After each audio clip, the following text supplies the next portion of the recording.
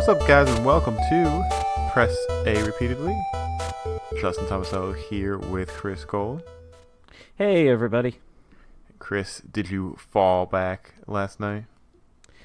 I did, as a matter of fact, and I gotta say, a lot of people complain about daylight savings, but this fallback period for me is great, especially on the first day, because you get that extra hour of sleep. And it's just like I woke up this morning so satisfied. Like it was just the best feeling in the world waking up today. Yeah, the extra sleep is definitely great, but, conversely, getting dark early kind of sucks. I mean, it was like 5:14, and it was getting almost pretty close to completely black outside, which is annoying, especially for me because I've been going for walks after work that I was really enjoying, and now with this daylight savings time, when I get home, it's going to be completely dark out. So I'm gonna have to think of an alternative. Maybe have to start going to the gym to actually do some working out. But I guess we'll see. Let's not talk crazy here. Yeah. Yeah, I mean, I guess I could be that creep that walks around at night, but I don't know. It's fine. You just have to, wear brightly colored clothing. And if you do see anyone, just, approach them as slowly and carefully as possible. So that way, A, you don't startle them, and B, if you're walking with someone, then other people will be like, oh, hey, there's two people walking along instead of one person, so it's not as creepy. Yeah, that's true. Now, yeah, and you don't want to, approach the person head on, you want to, sneak up on them, quietly and carefully. That way, you can minimize the creep factor. I've seen a lot of people that actually go for runs at night. Like, I'll just be driving or, looking out the window or something and just see people running by at night. I thought that was, mostly frowned upon, but maybe people like that more because they feel like people aren't watching them run or something. Yeah, probably because there's not a lot of people out and about and they can kind of be by themselves. They used to do that a lot on the show House of Cards. The two main characters, Frank and Claire Underwood, they would go for runs either together or by themselves, and they would run at night a lot. They never really explained why. That's just seemingly the time that they always chose to run. And I don't know, that it was interesting, I guess. That was a good show for its first couple seasons, but yeah, that really fell off towards the end there. Yeah. Yeah, the show kind of got itself into a rut, Justin. which there it is. Yes, ties into our discussion for this week, in which we talk about how we get into and subsequently get out of gaming ruts. Exactly. Yeah. So, if you listened to us last week, we were coming back from a little bit of a hiatus from the pod. We were kind of busy with work and things, and it was hard not only to find time to record, but also hard to find time to play games.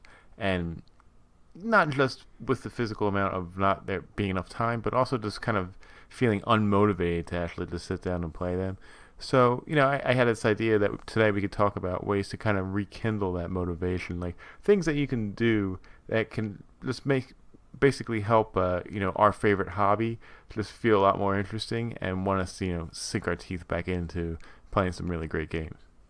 Right. Because, things happen, life happens, and eventually you just kind of get into a situation where you come home and maybe you don't want to, play games. You want to maybe watch some TV, or you want to read a book, or you want to spend some time with loved ones. And so the point of this episode is to help you get away from those vices and get back into, playing the hobby that we all know and love. Yeah, get those horrible thoughts out of your head so you can get back to playing some video games. Yeah, Daddy, play with me. Honey, not now. I got to play more Red Dead. Speaking of video games, speaking of Red Dead Redemption 2, Chris, I believe you have some words to share on that. So let me start with you this week. What are you playing? What are you playing? Funny you should say that, Justin, because I have been playing video games this week. And thanks to collaborator and longtime friend and brother of the show, Nick, I actually managed to get a copy of Red Dead Redemption 2 this past week. Again, thank you, Nick. Yeah, it was so far. I just kind of scratched the surface of the game. You know, I'm still only a couple hours into it, but I gotta say, like, I'm really impressed with the production values of the game so far. Firstly, like the size of the game, like it really it comes as advertised. This is a huge game. My PS4 was saying it was like 90 gigabytes to download the whole thing. Yeah. Yeah, that's a lot. I actually had to. I think I deleted MLB The Show 17 and Destiny 2 to make room for it, and that cleared away surprisingly more than enough space for me. So that was good. Then actually getting into the meat and potatoes of the game, it like it really is amazing, like the level of detail and quality of the game so far. Like I'm still in the tutorial phase of the game. Like they're just teaching you how to shoot and how to ride and how to, I don't know, like loot when you go into like the homestead and you're looking through different areas for food and drink and things Oh, like right, that. right. So it's yeah, I'm still very into it, but yeah, I'm still very early into it. But so far, I'm really liking what I see. Yeah, I mean, there's definitely a lot to do, and it is a little bit overwhelming in the beginning, just trying to learn everything. But like anything, the more you play it, the more you pick it up, the more things start to feel more comfortable. Um, I've been playing a lot as well, and there are some things that are kind of bothering me, maybe with like menus and button configurations, so how to navigate those menus. That can be a little clunky, but overall, everything has a great purpose and just feels so good.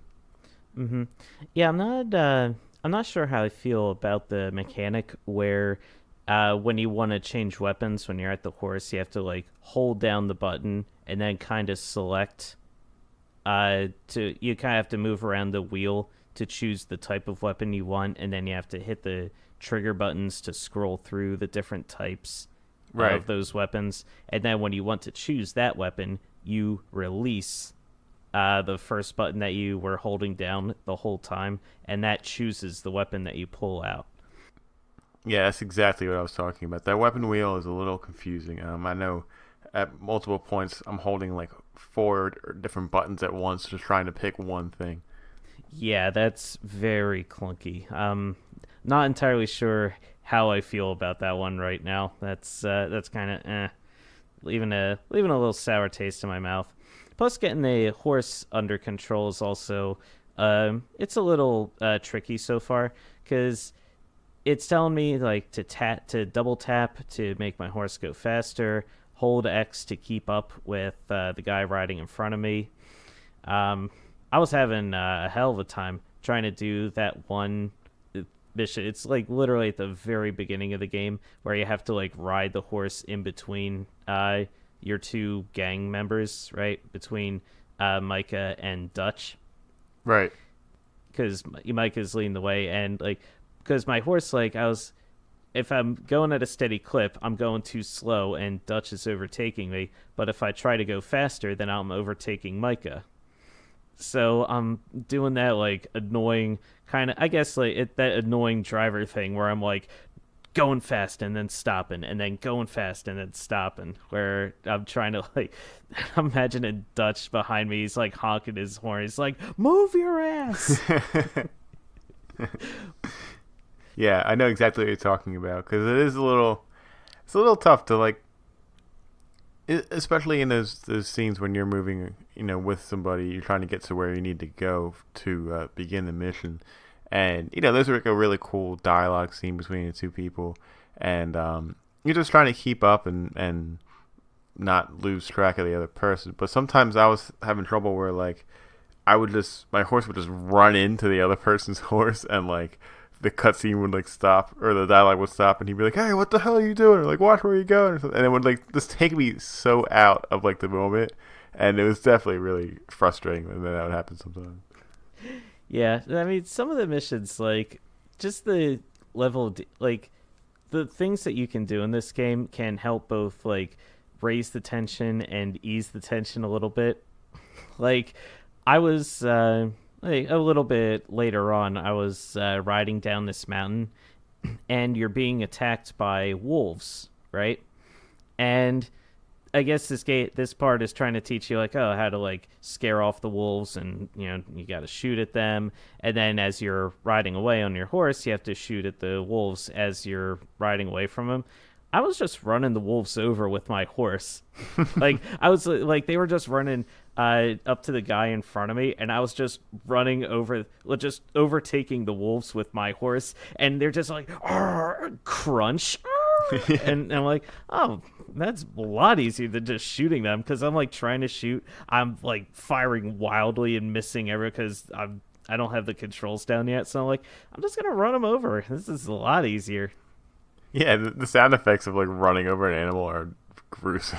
They're I've accidentally run over so many like sheep, or like I'll just be just riding my horse in the wilderness and I just hear like a crunch. Or, like, what the hell? And I like ran over like a woodchuck or something that I didn't oh, even know was there.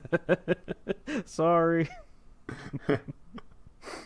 Yeah, but it's really interesting so far. Like again, I just got started. Like I barely scratched the surface of the game, but it's a lot of fun so far.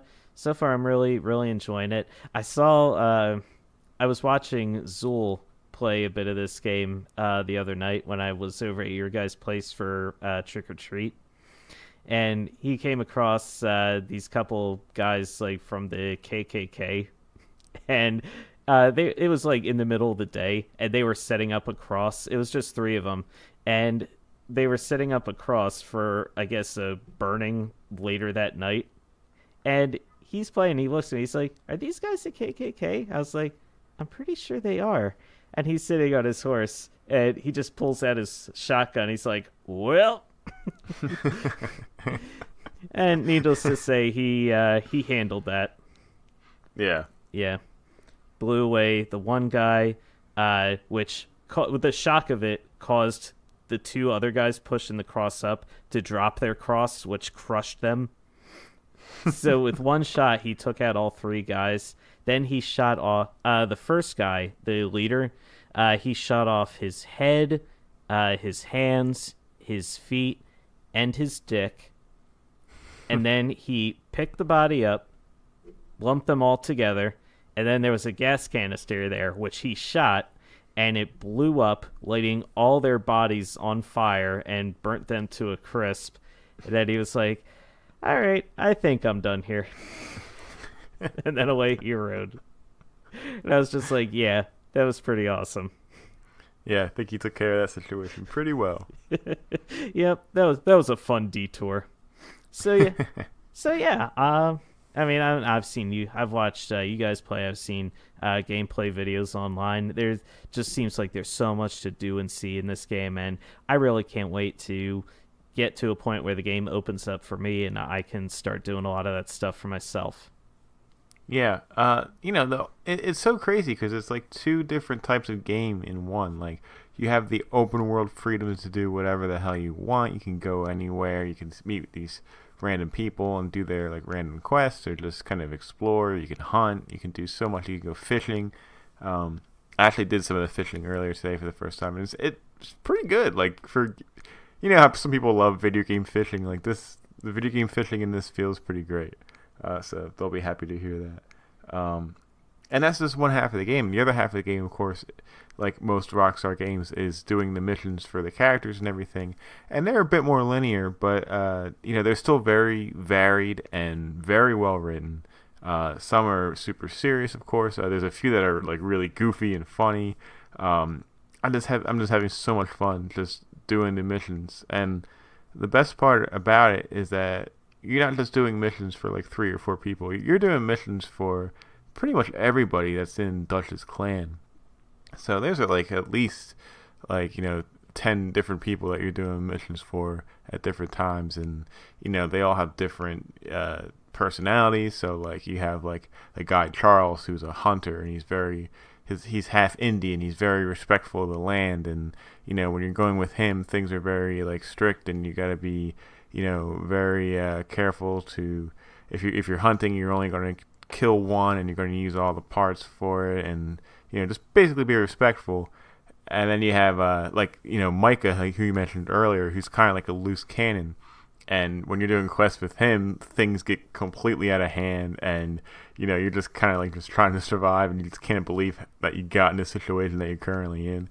So again, it just goes to the running of the characters and the dialogue and the setup of everything. Is just so well executed in the game. It makes role playing a lot easier. Again, you have the option to do good things or do bad things, however you want. There's like a meter, depending on how good or how bad you are. And we were talking about this earlier, but when I'm playing as Arthur, he is not. Basically, he's a bad man. He's an outlaw. He's running with a crew of people that do bad things. So he may still have a good heart and make good decisions sometimes. But for me, when I was playing, like, I kind of want to do things that Arthur would do. He seems to be easily agitated. He's not the brightest bulb in the pack. So sometimes if somebody pisses me off the wrong way, I'm going to take him out, because that's what I think that's how I think he would handle it. Right, exactly. Now, I haven't really had the chance to to figure out like who Arthur is or who I think he is, so I haven't had a chance to roleplay as him yet. But I'm really excited. The voice acting is top notch. The motion capture for all the character models is solid. It's fantastic. Yeah, the environments. It's all snow right now, so it's kind of tough to gauge. Like, wow, everything looks beautiful, but even everything covered in snow, it looks gorgeous. And I mean, the snow physics are like amazing. Like, you go riding with your horse, and it's like thigh deep in snow, and the horse is just leaving tracks in the snow that stay there for forever. Yeah. Yeah, it's just really, really really well polished game, and really, really exciting to play. I'm looking forward to dive more into it. Yeah, and you're about to leave the snow area too, so it's going to open up to like a nice forest area for you soon. The thing that still amazes me the most of the game is just the interactions of the characters when you're just kind of hanging around camp. Like, everywhere at once, there are different like cut scenes of people doing things, and that are happening whether you're there to witness them or not. And it's just really, really crazy, like how detailed they are. There was one scene where the camp was having a party, and it was like late at night, and everyone's been drinking, and I just like walked over, and I heard these two guys like talking and like slurring, and I was like, what is this even about? So like I just went over and watched, and it was like a 3 or 4 minute cutscene of like good dialogue of these two guys like talking about what they're doing in the camp and everything and how they got here, but they're also super drunk, so they're like slurring, they're like falling over, like they're animated as such. They're laughing, like they're taking swigs and drinks. The one of them gets up to walk away, and he's like stumbling. Like, it's just like all that, like you could totally play that game and not even see that happening. Like all that stuff is just there going on, and it makes the camp really feel like this living environment. And it's like the towns are the same way too. It's just really incredible that they could do that for this game. Yep, I agree completely. Yeah, that is going to do it for me. So, Justin, I'm going to throw it back over to you. What are you playing? Yeah, so of course a ton of Red Dead. We both kind of talked on that earlier, so I don't think I really need to say too much more. I'm having a blast. I am super, super happy with this product. It's so immersive. This is one of those games where it's kind of rare for me, but I can actually sit down and play it and like lose track of time and be like, wow, where did those 2 hours just go? Because I like didn't even know that's how long I was playing right now. Like I just get so lost in this experience. So yeah, I'm just having an absolute great time playing that. Any random things happen? Any more fights you get into since last time? Not too much. I was riding my horse earlier this morning and I got clotheslined by a low hanging branch. Oh no. So yeah, that was pretty good.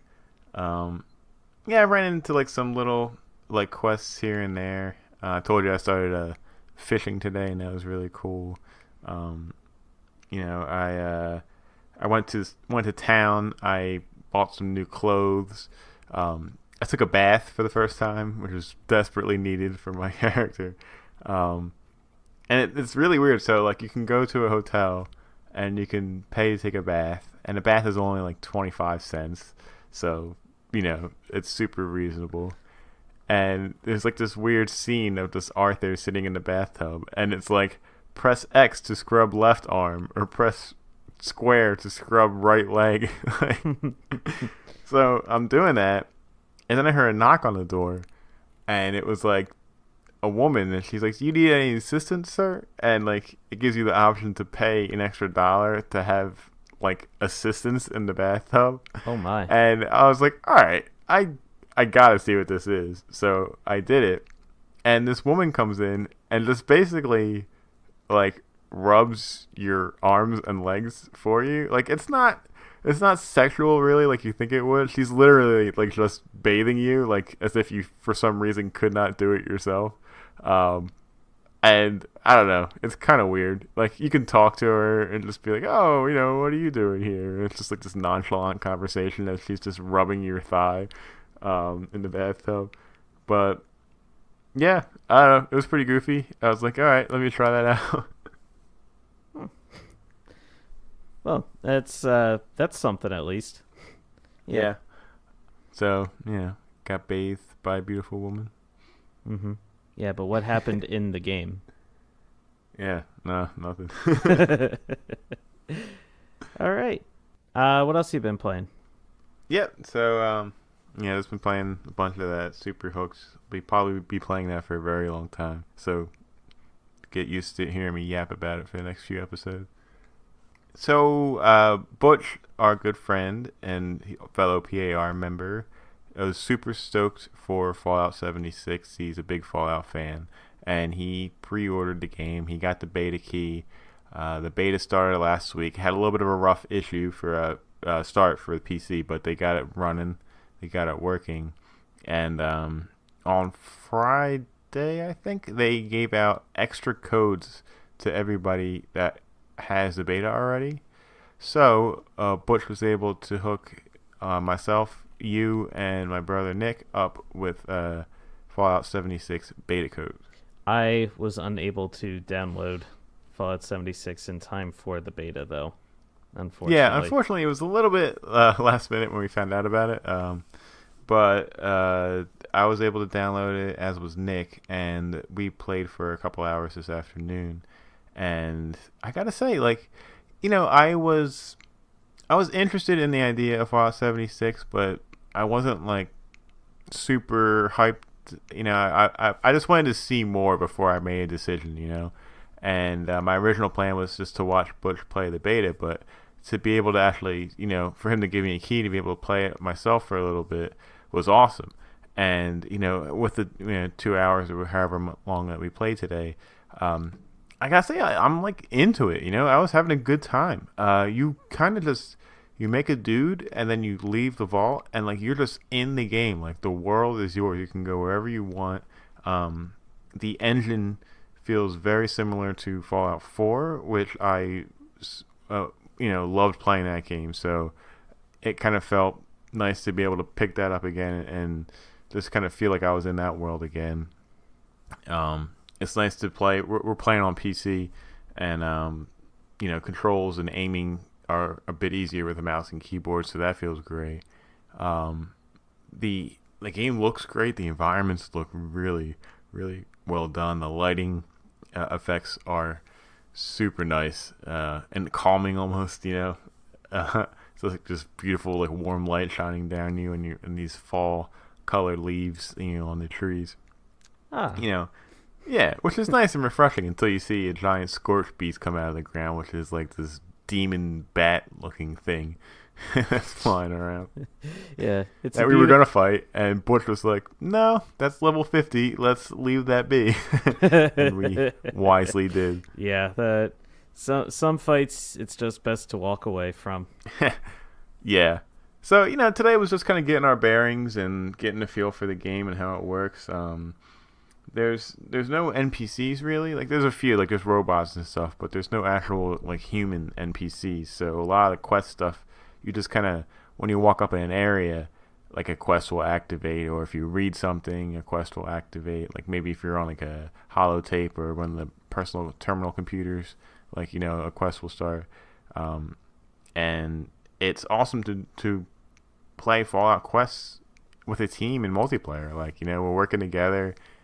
Everything that we kill, everything we find, can be looted by everybody. So it's not like one person finds something and like the other two people don't get it. Everybody finds different things when they loot, which is nice. We're working together to heal each other. We're sharing items. We're sharing ammo. Just trying to stay alive out there, fighting a bunch of crazy monsters and super mutants and mole rats and bloody tick things and the big crab things. Yeah, All your standard fare for you know Fallout enemies. the usual things that you'll find in the wilderness of West Virginia. Yeah, I gotta say it had me more like into it than I thought it was going to, and when we stopped playing, I was actually kind of like, oh man, I don't really want to stop playing right now, Uh, So yeah, I think this idea could work. I think it could be a lot of fun to play this game multiplayer. Um, you know, I it's also crazy that it's here already. I feel like it was so far away when it was first announced. I feel like the time really snuck up on us there. yeah, it really did. Yeah, as of recording, it's only coming out in what 10 days, Yeah, something the like that. 14th, I believe. Yeah, today's the 4th as we are recording. So yeah, Yes. that's it's coming up very very soon. So I'm glad it sounds really good. Now, did you run into? I know Bethesda has warned, and with a standard Bethesda game, you are bound to expect a lot of glitches and bugs, not the kind that crawl out of the ground at level 50 to attack you, but a lot of different technical issues with the game. Did you guys run into anything like that while you were playing? Yeah, so I ran into, I mean, we all kind of ran into little things here and there, like, maybe like a dead enemy on the ground is kind of spazzing out a little bit, or like some stuff like, I know Butch was having trouble. You press the E button to take things out of boxes, like to loot stuff, and sometimes that wasn't working properly. And that was kind of stuff that we sort of expected in the beta. Nick and I were having some lag, but I think that was more of a connection issue, or maybe that our machines just aren't powerful enough to be running it, flawlessly. But Right. overall, like, I mean, it seemed to be running pretty well. I really didn't see anything too big or too alarming that was like nothing game breaking, nothing that made us want to like have to stop and restart. We were having a little trouble in the beginning getting our party together and to like join each other's team. That whole process seems a little inherently clunky, like this in the game of how you actually have to do it. But on top of that, we were having some problems where some things that should work like weren't working. Like for example, if you're supposed to look at somebody and then the E button's supposed to pop up that says like join team, and it wasn't showing for some time, and like Butch had to leave the game and come back, and then it worked, and then Butch and Nick for in my friends list were automatically set to be blocked by me for some reason, even though I didn't set that. So I had to go in and manually unblock them so we could play together. So there were some weird, clunky things like that in the beginning that were definitely kind of annoying. But hopefully that's what this beta will be used for, to kind of correct that stuff when the game comes out. Right. I guess it just depends on how many people are running into the same issues, if Bethesda has the resources and the manpower to address and fix all these issues by the time 76 has its full release in a week and a half. So, yeah, we'll see if everything is addressed. But knowing Bethesda, you've probably only scratched the surface of which bugs you're going to be coming across in this game. Yeah, definitely. But yeah, we'll see. Uh, Everything again like looks great. It's fun. The music is actually really awesome, and the shooting feels great. It's a lot like Fallout 4. So if you were a Fallout 4 fan and you always wanted to maybe play that, but with some friends, like I highly recommend you check this out. Um, and it's just it's a great world to have in an MMO. And West Virginia is a great location. We were playing with Nick, who lived in West Virginia for a while, and he was recognizing this giant bridge that we went over and some other stuff. So that was really cool. Their attention to detail there, and it definitely got me more excited for it, and I'm seriously considering picking it up now. Yeah, that's awesome.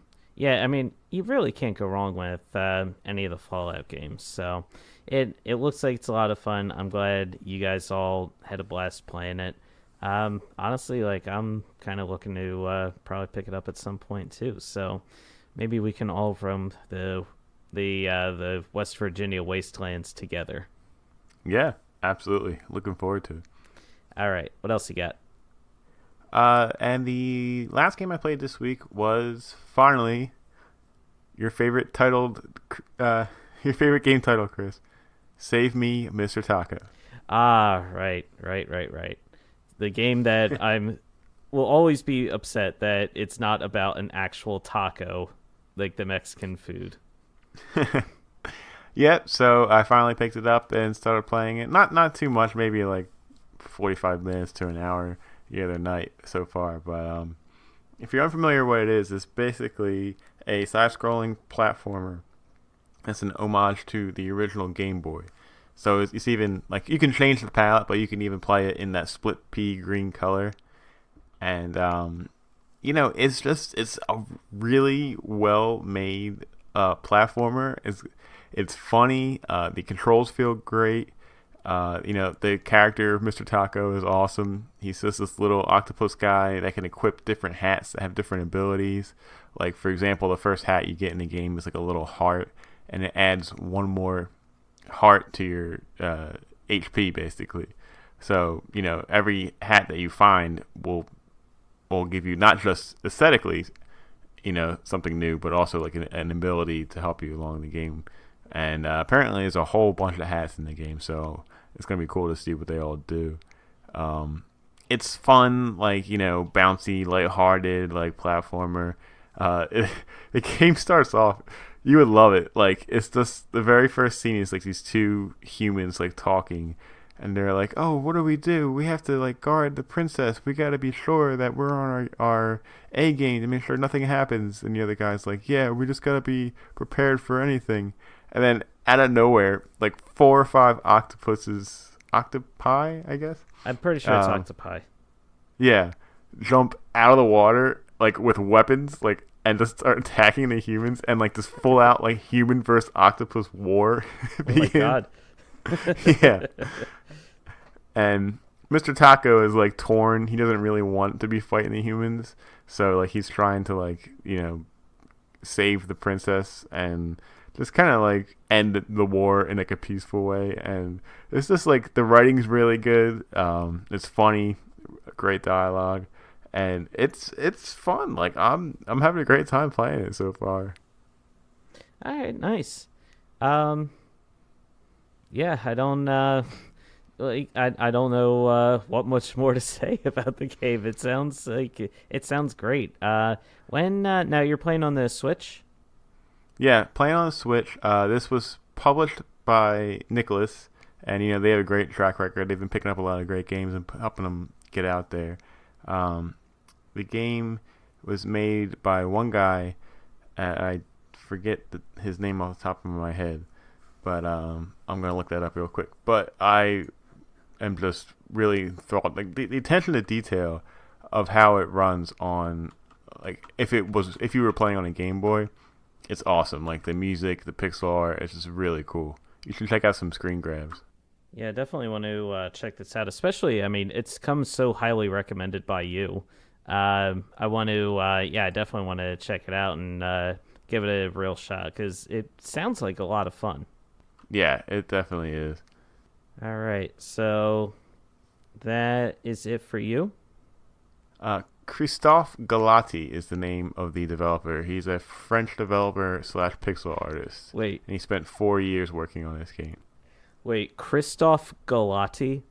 Is this Yep. like the French version of me? It might be. I, that's strange. Does every country have their own version of me? Maybe they do. Oh man, we should start a club, like a convention or something. Just talk about the immense disrespect we feel in our daily lives. Christophe Galati. Christoph Galati. The German one is like Christoph Galt. Wow. Yeah. Yep. There's one That everywhere. would be a great convention that nobody would go to. That nobody would go to. We would set it up and no one would arrive and be like, "Yep, this is this was the most Chris Gold thing to possibly happen." At least you get to eat all the refreshments yourself. That's true. Yeah, more for me. But yep, that is it for me this week. All right, awesome. Normally, this is where we would go into the indie arcade, but Chris, we are going to be extending it for next week. Yes. Apologies to everyone out there, but I kind of maybe sort of dropped the ball on this one this week. I don't really have too many excuses. This is one of those situations where we started to record and you're like, all right, you're ready, I'm ready.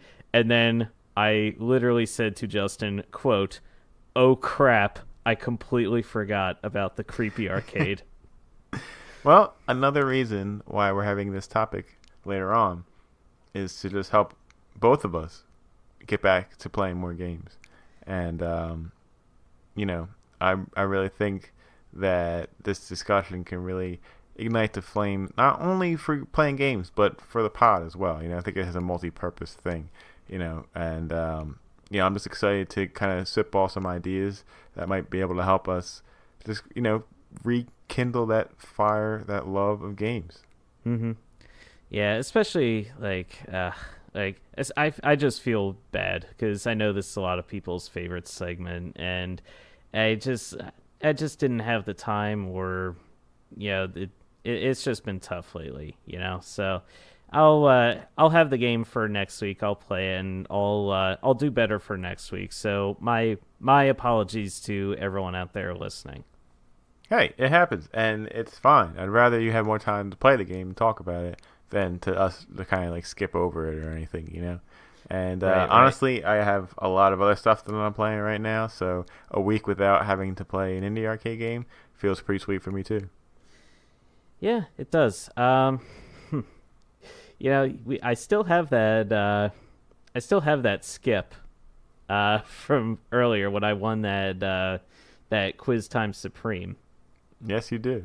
Yeah, so just bear that in mind because that doesn't expire at the end of the year. I can keep that going for however long is necessary. Don't think I it forgot. rolls over. Yeah, don't think I forgot, Justin. All right. With that being said, what do you say we take a quick break, and when we come back, we dish out some tips to rekindle that love of games and get you out of a gaming rut. You won't believe number 4.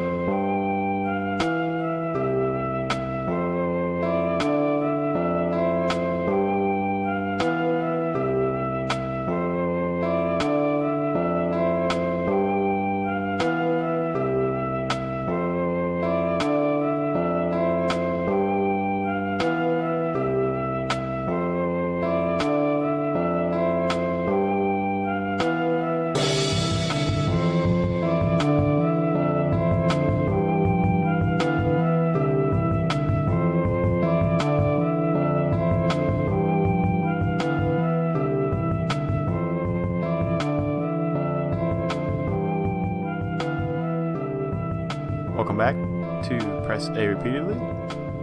Justin Tomasello here with Chris Gold, and we are going to have a discussion to fix your ailment. That's right, I'm talking to you. I'm talking to the person who loves to play games, but just recently hasn't really been feeling it. Maybe there's things like, work and time is not really available. And yeah, that stuff's kind of out of your control. But maybe there's sometimes when you do have some free time and you just still don't really feel like playing a game. Like you're feeling unmotivated, you just really don't want to sit down and start something. You're just kind of feeling out of the loop. Well, if this sounds like you, then we have some suggestions that can help. It's like he's talking directly to me. Well, again, we had this topic idea because we both kind of felt this way over the past few weeks, and it stinks. We've been raised on video games our entire lives, and when I have that feeling of just like, I don't know, maybe I'm overwhelmed with there's too much to play, or I'm too far behind in other games, or I just don't really feel like sitting down to play them. It's a crappy feeling. Yeah, especially because, we love playing video games. It's one of our favorite hobbies, but it's also just yet another form of entertainment. And there's just so many different ways that we can be entertained in this day and age. And sometimes you don't want to be exclusive to just video games. Maybe you want to watch some movies. Maybe you want to binge some TV shows on Netflix or Hulu or wherever else it is you want to watch TV. Maybe you want to read. You go out to concerts, things like that. So there's just a lot of other different avenues where we entertain ourselves, and sometimes video games take a back seat. Definitely, and I don't want to say advocate, to not do social things or not take a break from TV or not read a book or anything, but I think it's important that for us who love the art form so much to not get too far away from it either, because there are still some amazing experiences to be had. Right. So that's kind of where I wanted to begin here with my first tip. Would be to, if you can, look for a game that is super highly rated, something that is really big right now, that a lot of people are playing, that fits your needs of a really great story or just really great gameplay. Just think of maybe a game that would be considered as a major front runner for Game of the Year lists at the end of the year. And if you can, pick that up and play that, because for a fact that's going to have some sort of effect on you. That it's going to be something that you might think is good in at least more than one way. Or, maybe you won't even think it's that great and be like, hey, I don't see what the big deal is about this game, and you'll have a conversation talking point that you can have with other people that are playing it. But I think that's a great way to get back into, the experience of game playing. Yeah, I agree with that, especially what you just mentioned there, the social aspect of it, because a lot of people talk about what's called FOMO, the fear of missing out. That's when, you've got a major thing happening, or big news drops, or there's some sort of major entertainment thing, like when Red Dead Redemption 2 came out, or even back when Avengers of Infinity War came out and seemingly everybody in the world saw that movie. There's people who haven't experienced that yet, who want to experience that feeling, and they're worried oh no, if I don't experience this form of entertainment, then I'm missing out because everybody's talking about it, everybody's experiencing it, and I want to be a part of that. And there's also just the natural social aspect of it, where you want to feel like you're part of a community. You want to feel like you're part of something. Like when God of War came out, or, again, when Red Dead came out, there's that feeling of everybody is playing it, everyone's talking about it, and I want to be able to talk about it too. I want to feel included because that's nice. It's always nice to feel like you're a part of something that is bigger than yourself. So, yeah, I definitely agree. If you play something that is really well acclaimed, something that everybody is talking about right now, it's the buzz through the industry right now. That's yeah, that can help kind of get you out of your rut a little bit, even if that's the one game that you're just playing for a while. Yeah, I can't say that better myself. I think you even took my idea there and explained it better than I was trying to earlier. Yeah, no, but it's I mean, yeah, that's a part Yes, of it. I did. Yeah, yes, I did. So who's fired from the podcast now? No, but it's no, it's seriously like that. I feel like that's part of like why we get into these ruts. We don't feel like there's anything that we're playing right now that, I mean, you can have a lot of fun and it can be more affordable certainly to play a lot of indie games that they're quirky and fun and charming in their own right, but they're also indie for a reason. Unfortunately, not a lot of people are playing them. They're kind of niche. So if you're hanging out with coworkers or hanging out with friends who aren't as heavily invested in games as you are, you can't really talk about or share your experiences playing these games because it's likely that they may not even know what those games are. But you play a popular game like Spider-Man when that came out a couple months ago. A lot of people were talking about that game and how much fun it was to go swinging around New York and beat up bad guys and pretend to be Spider-Man. And it's just nice because even your friends who aren't as heavily invested in games, they're talking about the games. So you feel like, oh, there's like a level of connection there that you can be a part of. Yeah. Again, I can't say that better myself. Very well said. Yeah. What's next on your list? My next tip would be to kind of go back and think about a game that made you really love the concept of playing games. So something that was excellent in all fronts, like characters, gameplay, story-wise, music. One of your favorite games of all time. Maybe, especially if you haven't played it in a while, pop it in and just start playing it. Maybe it'll hook you again like it did the first time you played it. Maybe you'll play through to completion, or maybe you'll just play it for like an hour or two and just again fall in love again and just really enjoy and appreciate your time playing this game. I'm sure you'll hit a lot of nostalgia, maybe going back to like thinking about how old you were and where you were when you first played this game, and just how captivated you were, how much you'd rather be playing that game than doing anything else. And I think that might inspire you to kind of find that again with a current game, or maybe some games that are currently on your shelf that you haven't gotten around to playing yet. Nothing wrong with the classics. Yeah, you think about like, oh, you have these games that you played once upon a time, and again, like you mentioned, it calls back a happier time, a more nostalgic time when things were better and more carefree. It helps you make you feel better, like whether you're playing something that's really old school, like the original Super Mario Brothers, or something like Super Metroid, or I don't know, maybe Sonic the Hedgehog, even something relatively recent, a game that you've played that you have a lot of fun with. Like maybe you hop into Destiny 2 for a little bit. Maybe you just hop into Overwatch, or even Breath of the Wild. Games that you sunk a lot of time into, you had a lot of fun with. Maybe you've fallen off of them after a while, but you hop back into them because you remember, yeah, I had a lot of fun playing this game. And you just kind of ride those feel good waves for a while, and you're like, you know what, you just coast along for a bit until you decide to get back into the groove. Yeah, absolutely.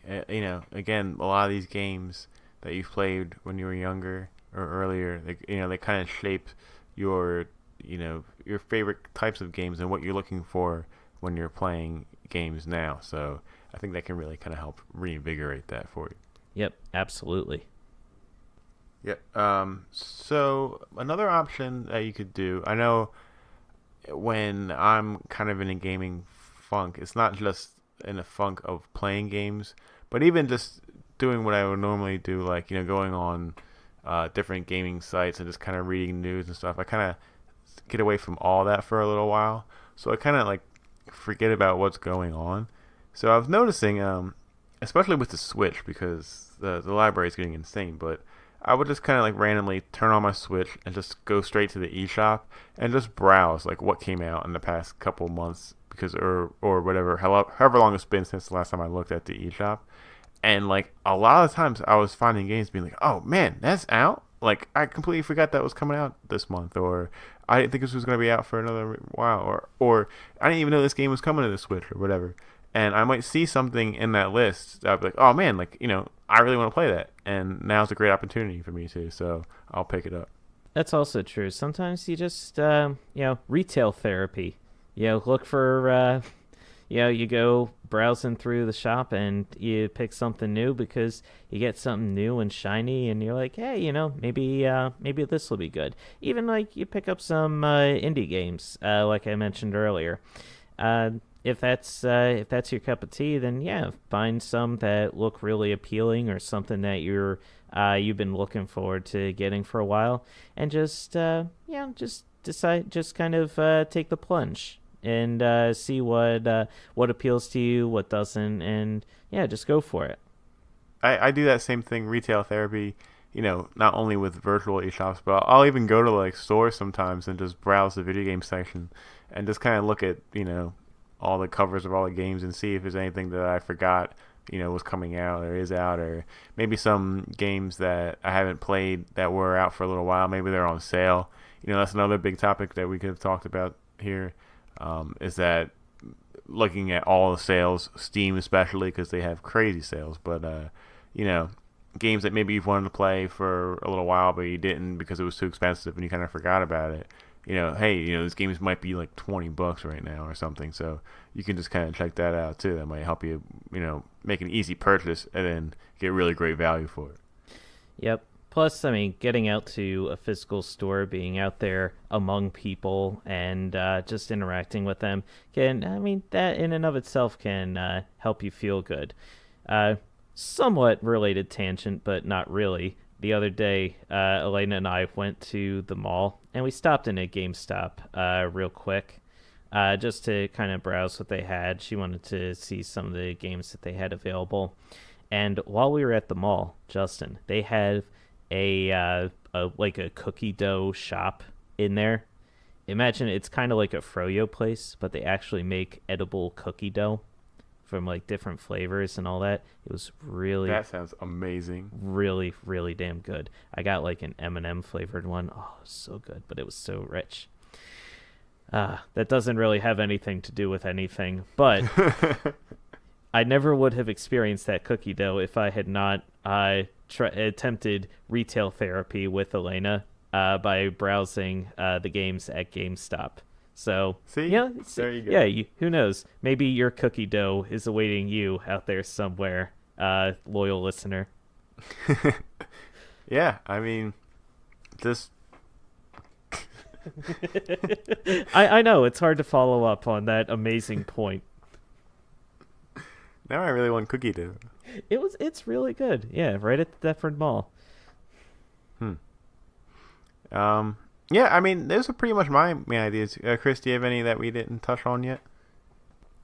I mean, I guess another one that can kind of help is maybe just kind of vicariously, like, there's nothing wrong with taking a break, but maybe you can vicariously experience someone else's playthrough. Like, there's avenues, like you can watch Let's Plays on YouTube, you can watch streams on Twitch.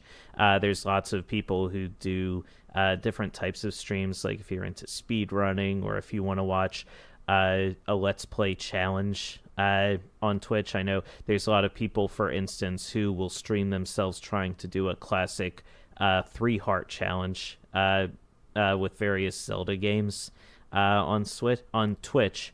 So maybe you can just hop over there and just give yourself a break from actually playing the game.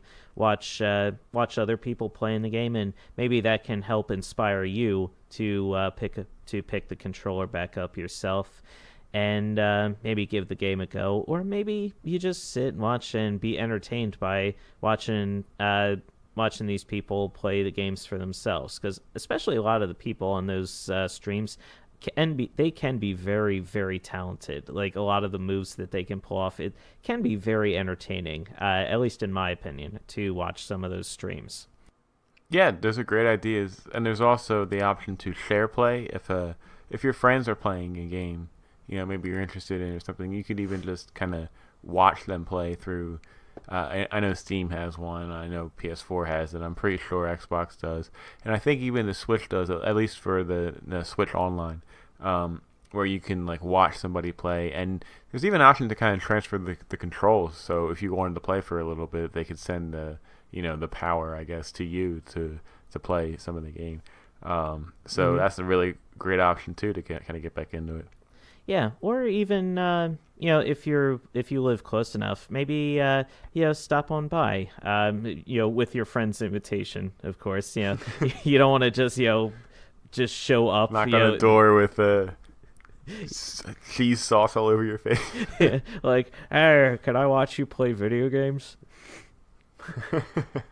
Yeah, I mean, you're here, you may as well.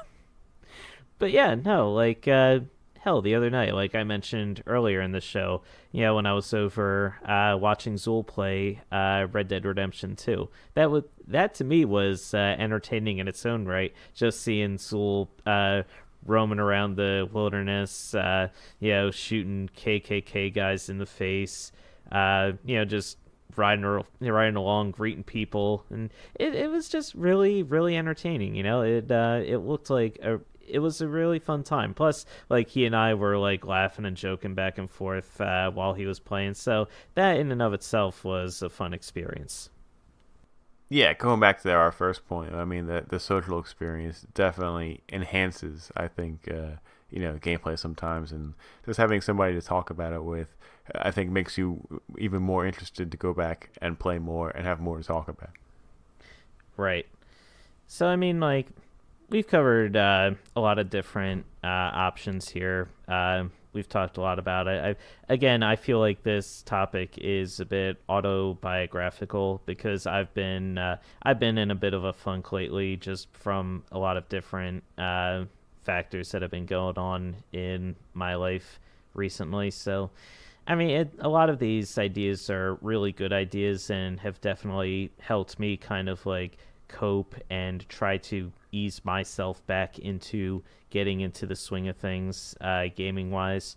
But I feel like there's a lot of the ideas here can help me out. I'm sure they'll help you out.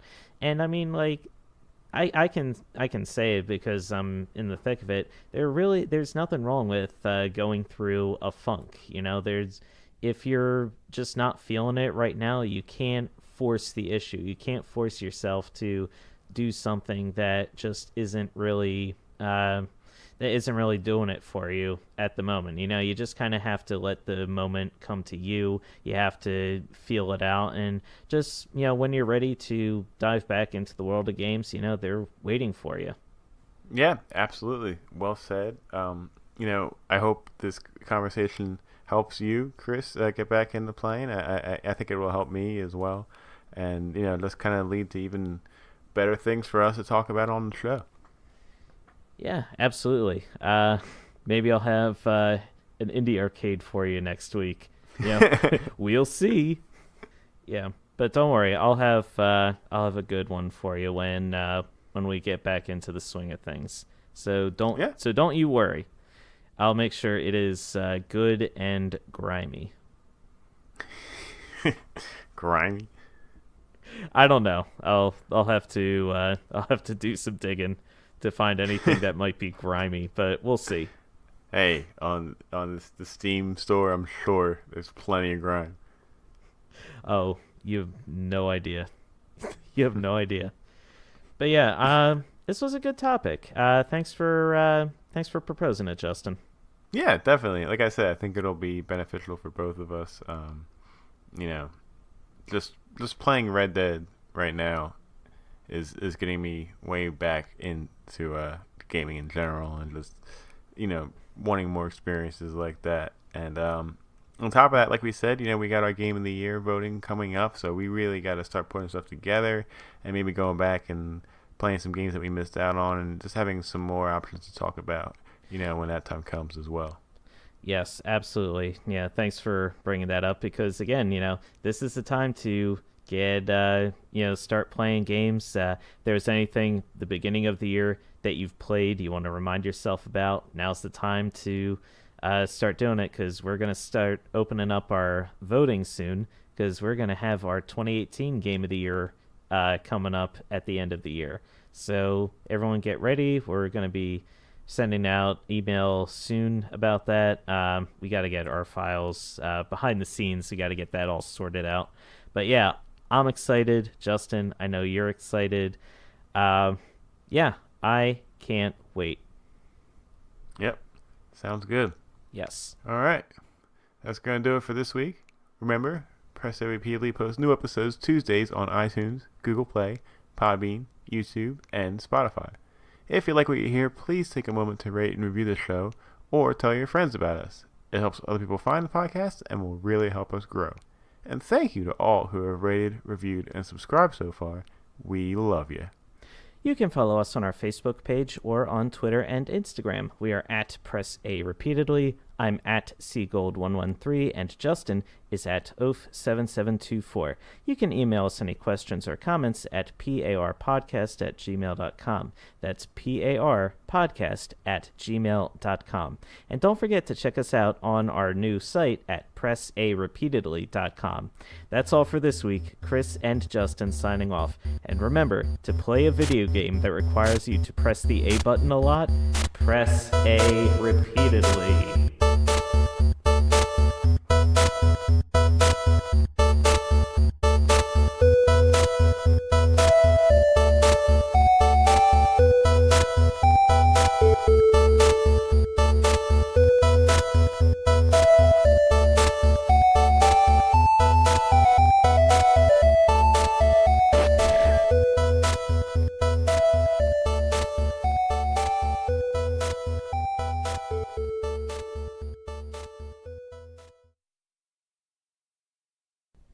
Go vote.